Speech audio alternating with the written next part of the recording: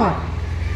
এবং এই বছর প্রথম দিন থেকে জবে থেকে সংগ্রামী বইপত্রের পোস্টার দেখা যাচ্ছে। বিভিন্ন সময় আমরা দেখতে পেয়েছি ফেসবুক জুড়ে বিভিন্ন ক্যাম্পাসে প্রচার চলছে, কখনো দাবা খেলা, কখনো ইনোভেটিভ বিভিন্ন ধরনের খেলাধুলো, নানান রকমের আলোচনা সভা, ক্লাস, ছাত্রদেরকে অল্টারনেট কালচার ডেলিভার করছে দীর্ঘদিন ধরে এসএফআই, এবং সেই দায়িত্ব কাঁধে তুলে নিয়েছে বর্তমান আঞ্চলিক কমিটি।